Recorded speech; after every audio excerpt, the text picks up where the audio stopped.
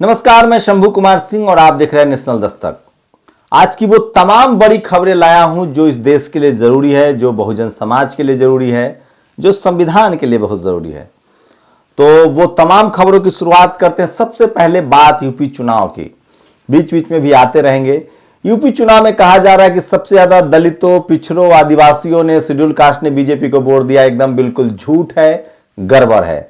सबसे ज्यादा वोट सवर्ण समाज ने बीजेपी को दिया है, खासकर ठाकुर 89%, ब्राह्मण 89%, ठाकुर 87% और बाकी तमाम लोगों ने वोट दिया है। और ये सबसे बड़ी खबर है आपको। और ये देखिए, ठाकुर, ब्राह्मण, बैस्ट और बनिया और अपर कास्ट 89%, 87%, 83%, 78%, जबकि एससी, एसटी और ओबीसी और एससी का वोट जो है वो कायदे से बटा है। तो ये जब कोई कहे कि मायावती, अखिलेश ये सब जातिवादी हैं, जाति के नाम पर राजनीति करते हैं, तो उनकी बात मत मानिएगा। सबसे ज्यादा जाति के नाम पर वोट करते हैं सवर्ण समाज के लोग, और सबसे ज्यादा धर्म के नाम पर भी सवर्ण समाज के लोग वोट करते दिख रहे हैं। तो ये देखिए, तमाम खबरें मैं आपको बता रहा हूं। इसलिए दिलीप मंडल लिखते हैं, आज उनका जन्मदिन भी है। यूपी की सार्वजनिक कम्युनल जातियां, कोविड मिसमैनेजमेंट हो या लिंचिंग या अर्थव्यवस्था संकट में आ जाए, बच्चे ऑक्सीजन बिना मर जाए या बेरोजगारी बढ़ जाए, इनको कोई फर्क नहीं पड़ता। इन्होंने समाजवादी पार्टी ने 78 टिकट दिया, क्या मिला? बीएसपी ने तो 80 से भी ज्यादा 110 दिए थे। लोकहित सीडीएस का डेटा है। आगे दिलीप मंडल लिखते हैं कि ये वो लगातार पोस्ट कर रहे हैं। और देखिए, प्रोफेसर पद के लिए ओबीसी आरक्षण खत्म, नई दिल्ली। केंद्र सरकार ने प्रोफेसर और एसोसिएट प्रोफेसर के पदों पर अन्य पिछड़ा वर्ग के लिए आरक्षण खत्म कर दिया है। विश्वविद्यालय अनुदान आयोग ने स्पीड पोस्ट के जरिए, जो लैटरल एंट्री के जरिए जो है वो भर्ती करने की बात कही है, जो मैं आपको बता रहा हूं। तो ये तमाम बड़ी खबरें हैं। मेरी कोशिश है कि मैं आपको बताऊं। और ये खबर देखिए, और सबसे ज्यादा ये देखिए, बीएसपी ने यूपी में सबसे ज्यादा ब्राह्मण 70 टिकट दिए हैं, बीजेपी से भी ज्यादा। लोकनीति सीडीएस का आंकड़ा बता रहा है कि 1% से भी कम ब्राह्मणों ने बीएसपी को वोट दिया। लेकिन इस बारे में मुझे कुछ नहीं कहना है। हर नेता और पार्टी की अपनी रणनीति होती है। मैं राजनीति मामलों में नहीं पड़ता। आगे आइए, मैं आगे जो आपको खबर बता रहा हूं कि गोलगोड्डा में उग्र प्रदर्शन करने वाले 40 लोगों पर केस होगा, जिन लोगों ने ईवीएम के खिलाफ प्रदर्शन किया था। लेकिन उससे भी बड़ी खबर आपको अब धीरे धीरे बता रहा हूं, जो सबसे ज्यादा सोशल मीडिया पर वायरल है। ये देखिए, पत्रकार जो हैं वो नए जो मुख्यमंत्री चुने गए हैं, योगी आदित्यनाथ, उनसे मिलने गए हैं। तस्वीरें देखिए। तो ये है इस देश में पत्रकारिता की हकीकत। और सब लोग जो हैं वो पत्रकार हैं। और ये इनसे आप उम्मीद करते हैं कि ये खबर छापेंगे तो फिर मुझे कुछ नहीं कहना है। सरकार से सवाल पूछेंगे तो मुझे कुछ नहीं कहना। अतुल चौरसिया ने लिखा है, आज लखनऊ में पत्रकार मिलन समारोह था, झुकी झुकी सी कमर बेकरार है कि नहीं।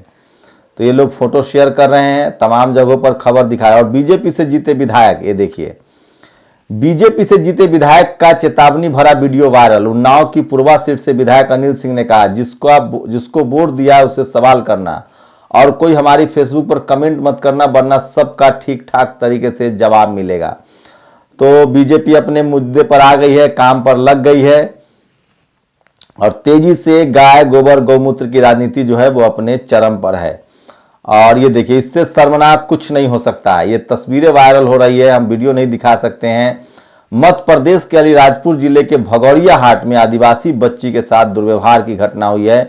और ये देखिए, जनता पर गाड़ी चढ़ा देने वाला ये विधायक बीजेपी के बहुत काम का है। मोदी जी इसको फौरन पार्टी में शामिल करके केंद्र में मंत्री बनाने की कृपा करे। ट्रेंड आदमी फ्री में मिल रहा है। संबित जी ने खुद कहा है, बहुत तजुर्बेकार विधायक है, गाड़ी चढ़ाने का एक्सपर्ट। निर्मा सुपर को चाहिए पारखी नजर। संबित पात्रा ने वीडियो शेयर किया है। बीजू जनता दल के विधायक प्रशांत जगदेव ने लोगों पर गाड़ी चढ़ा दी। अभी सुने कि लखीमपुर में सारे सीट जीत गए, तो ये भी सोशल मीडिया पर है। और 40% दलित शेड्यूल कास्ट बीएसपी से टूटे, कुछ सपा में गए, कुछ भाजपा में गए।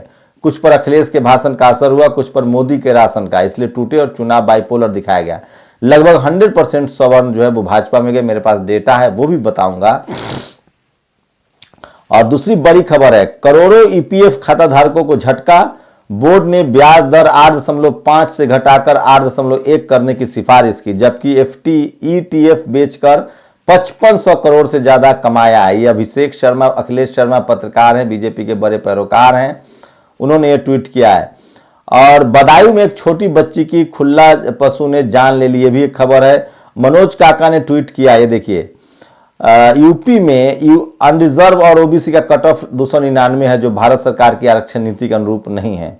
महंगी शिक्षा होने के बावजूद सोचिए तो ओबीसी के जो लोग हैं, उत्तर प्रदेश में अधीनस्थ सेवा चयन आयोग का जो रिजल्ट आया उसमें अनारक्षित के लिए भी 299 और ओबीसी के लिए भी 299 है, तो कोई फर्क नहीं। जबकि कायदे से जो भी अनरिजर्व 299 लाएगा, जो अनरिजर्व कैटेगरी का कट ऑफ करेगा वो जनरल में जाएगा, वो रिजर्व सीट पर नहीं आएगा।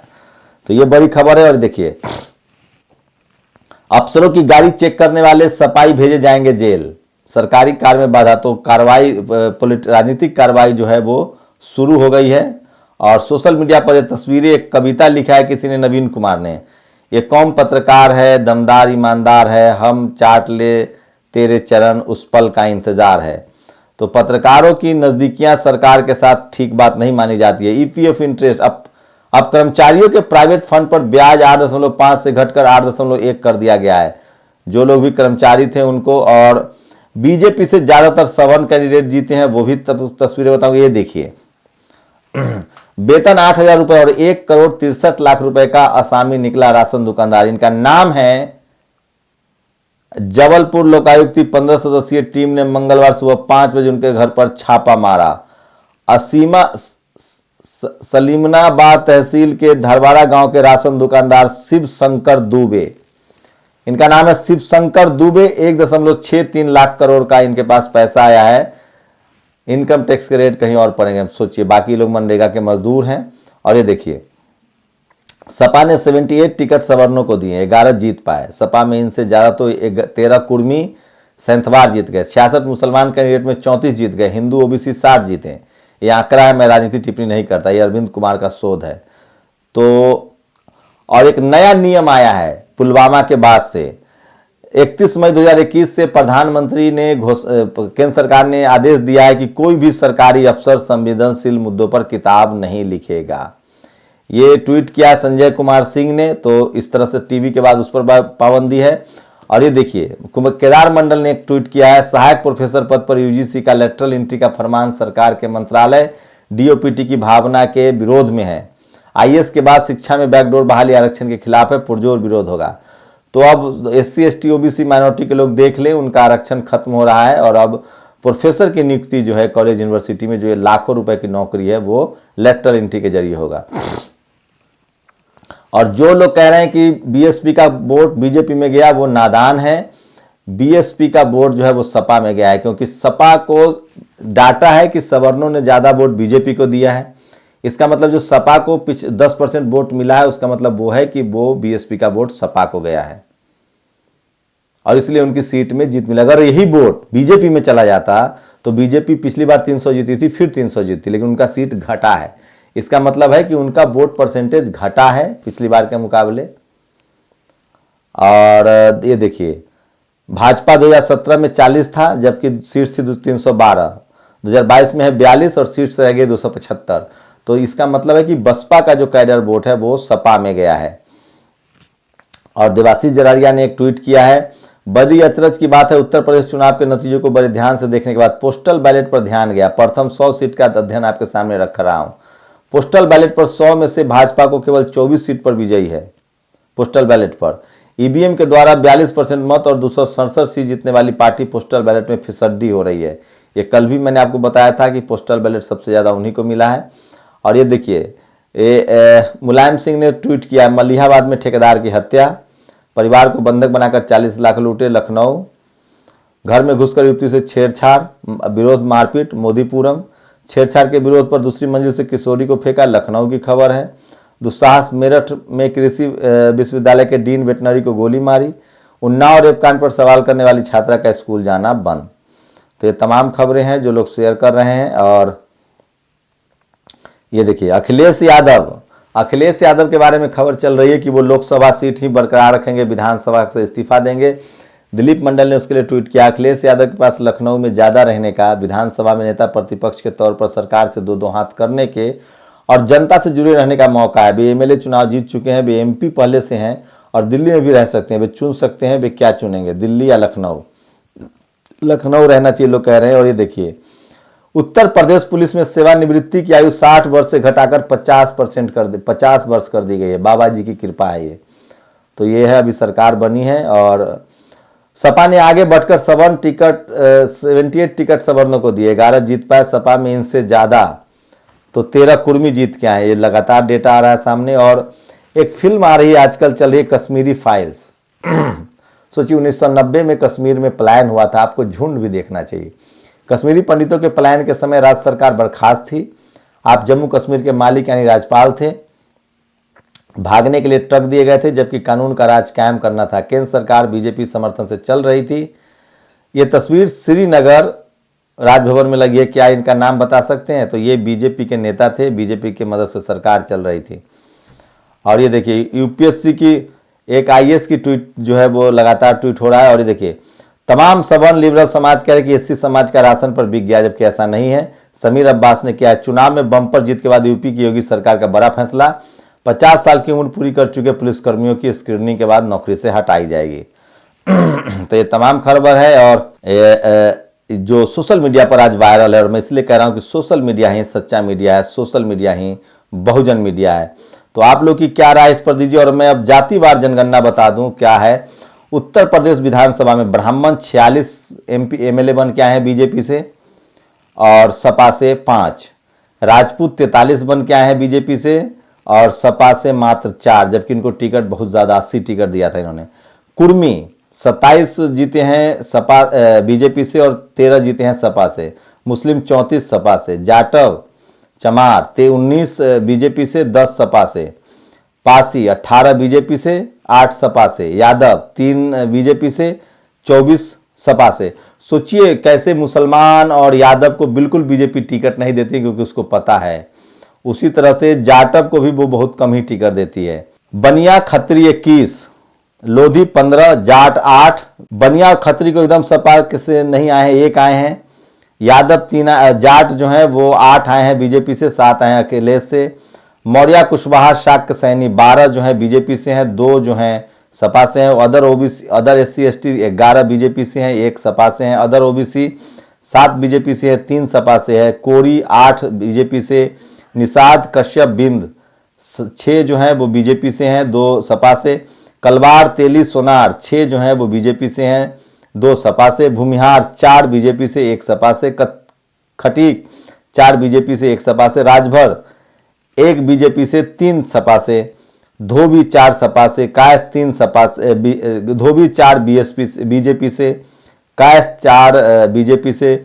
वाल्मीकि 1 बीजेपी से। सिख 1 बीजेपी से। तो टिकट देने में बहुत गड़बड़ी हुई है। एससी एसटी ओबीसी माइनॉरिटी को अगर ज्यादा टिकट मिलता तो आंकड़े और अलग हो सकते थे। अखिलेश यादव से यहाँ बहुत चूक हुई है। मैं फिर कह रहा हूं कि सवर्ण समाज ने सबसे ज्यादा गोलबंदी से वोट दिया है। और अब बात, एक फिल्म आई है कश्मीरी फाइल्स, उसको लेकर अनुमान के मुताबिक फरवरी मार्च 1990 में जम्मू कश्मीर घाटी से करीब 1 लाख पंडितों ने पलायन किया। संख्या थोड़ा कम ज्यादा हो सकता है, मोटा हिसाब है ये। केंद्र में पिछले करीब 8 साल से बीजेपी की सरकार, इसमें 6 साल अटल सरकार के लिए जोड़ लिए जाए तो करीब 15 साल होते हैं। अगर बीजेपी 1 साल में 6500 पंडितों को भी उनके घर पहुंचा देती तो अब तक लगभग सारे पंडितों का पुनर्वास हो जाता। बीजेपी में अलगाववादी पीडीपी के साथ बीजेपी ने सरकार भी बनाई। मौका अच्छा था पर लेकिन ऐसा नहीं हुआ, क्योंकि बीजेपी सरकार ऐसा नहीं करती थी। पंडितों के पलायन का मुद्दा उनके लिए उस बकरे की तरह है जिसे हलाल करके धीरे धीरे पकाया जाता है, फिर एक एक बोटी आराम से चबा चबा कर खाई जाती है ताकि हिंदी हार्टलैंड में वोट का स्वाद मिलता रहे। कश्मीरी पंडितों के नाम पर हिंदू डरता रहे, भाजपा पार्टी को वोट करता रहे। तो ये तमाम बड़ी खबरें हैं जो मैं आपको लेकर आया था। और ये देखिए, कश्मीरी फाइल्स पर बनी फिल्म का प्रीमियर देखकर आप रोने लगे। बस्तर के आदिवासियों पर फिल्म बनेगी तो चुल्लू भर पानी में डूब कर मरना होगा। दलितों के हजारों साल पुराने ब्राह्मणवादी अत्याचार पर ढंग की फिल्म बन जाए तो रोते रोते आपके आंसू सूख जाएंगे। और दिलीप मंडल ने भी कुछ पोस्ट लिखा है जो मैं आपको बता दूं, आज उनका जन्मदिन भी है। कश्मीर और आसपास के रास्ते से तुर्क आए, अफगान आए, मुगल आए। 400 साल से ज्यादा समय तक कश्मीर में मुसलमान शासक रहे, लेकिन कश्मीरी पंडित कश्मीर में बने रहे। वे कश्मीर घाटी के सबसे अमीर समुदाय के तौर पर रहे। लगभग सारी जमीन इनके पास थी। शिक्षा में सबसे ऊंचा स्तर इनका था। कश्मीरी पंडित पीएम, नौकरशाह और जज बन रहे थे। फिर 1990 में ऐसा क्या हुआ कि उन्हें अपना घर छोड़ना पड़ा। राज्य का शासन उस समय जगमोहन चला रहे थे। राज्य सरकार बर्खास्त थी, केंद्र की सरकार बीजेपी के समर्थन से चल रही थी। जो लोग तुर्क, अफगान और मुगल के साथ एडजस्ट कर गए, फलते फूलते रहे, वो जगमोहन के समय घर छोड़कर चले गए। नरेंद्र मोदी के 8 साल के शासन के बावजूद उनकी वापसी नहीं हो पा रही है, क्यों? तो ये तमाम है जो आपको बता दें। और जगमोहन के समय उस हुआ कश्मीरी पंडितों का पलायन बीजेपी के लिए हिंदू वोटों का एटीएम है। बीजेपी उनकी वापसी नहीं चाहती है, वरना महाबली की स्थिति में पहुंच चुके नरेंद्र मोदी 8 साल में इतना तो कर ही सकते थे। कश्मीरी पंडितों की त्रासदी से बीजेपी को कोई लेना देना नहीं है। पलायन भी बीजेपी नेता जगमोहन की सरपरस्ती में हुआ है। तो ये तमाम खबरें मैं बता रहा हूं जो सोशल मीडिया पर वायरल है। और आगे दिलीप मंडल लिखते हैं, जगमोहन के समय हुआ कश्मीरी पंडितों का पलायन बीजेपी के लिए हिंदू वोटों का एटीएम है। बीजेपी उनकी वापसी नहीं चाहती, वरना महाबली की स्थिति में पहुंच चुके वो कर सकते थे। टाटा ग्रुप ने हाल ही में एयर इंडिया के नीलाचल स्टील का अधिग्रहण किया था। अधिग्रहण की गाड़ी रुकने का नाम नहीं ले रही है। अब टाटा पावर ने उत्तर प्रदेश के साउथ ईस्ट स्थित यूपी पावर ट्रांसमिशन कंपनी का अधिग्रहण कर लिया है। तो ये तमाम बड़ी खबरें हैं जो सोशल मीडिया पर वायरल है। और बता रहा हूं मैं आपको, मैं फिर कह रहा हूं कि सोशल मीडिया ही सच्चा मीडिया है, सोशल मीडिया ही बहुजन मीडिया है।